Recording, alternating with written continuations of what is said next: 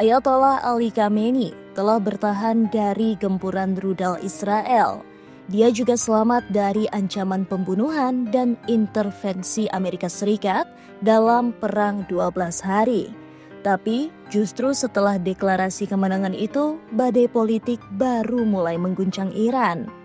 Rezim Republik Islam Iran kini dihadapkan pada pertanyaan terbesar dalam sejarahnya. Siapa yang akan menggantikan Khamenei? Dan apakah transisi ini akan mengarah pada reformasi atau kudeta diam-diam dari dalam?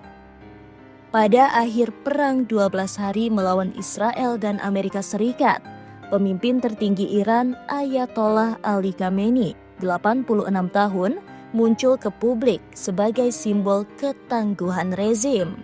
Dalam pidato publik pasca gencatan senjata, Khamenei berkata, Iran telah bertahan dan menang. Namun di balik deklarasi heroik itu, kekuasaan Khamenei tidak sedang diperkuat, melainkan mulai dipertanyakan, bahkan digerogoti dari dalam. Menurut Arash Azizi, peneliti dari Universitas Boston, posisi Khamenei justru melemah pasca perang.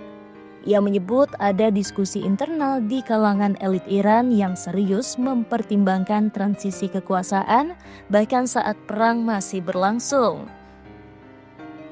Beberapa pihak bahkan ingin menggantikan Khamenei dengan komite kepemimpinan sementara, ujar Azizi kepada Newsweek.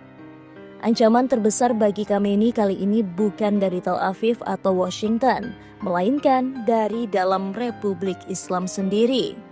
Dalam situasi yang rapuh ini, satu kekuatan yang mulai mencuat ke permukaan adalah Korps Garda Revolusi Islam atau IRGC. Memiliki 190.000 pasukan aktif, jaringan bisnis nasional, dan kekuatan senjata, IRGC kini menjadi pilar utama kekuasaan di Iran. Azizi berkata, Anda tidak bisa begitu saja memenggal kepala pasukan sebesar ini.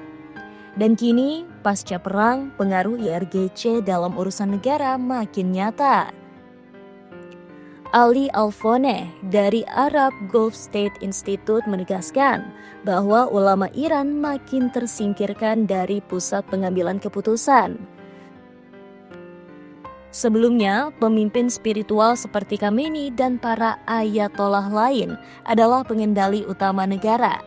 Tapi hari ini,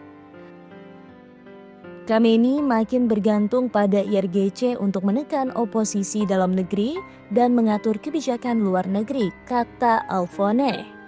Tapi ketergantungan itu bisa jadi bumerang.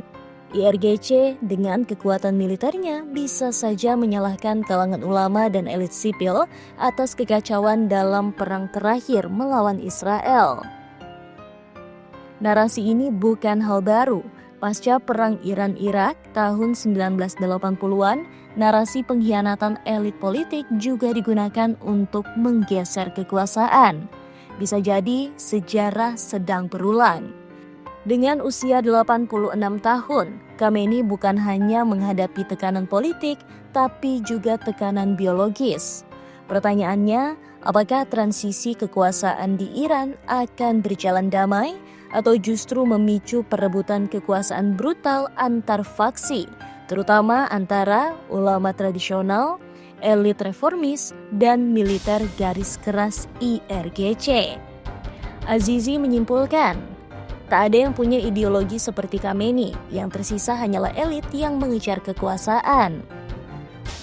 Dengan rakyat yang makin kecewa, sanksi ekonomi menekan, dan struktur kekuasaan mulai terfragmentasi, Iran kini berada di persimpangan sejarah.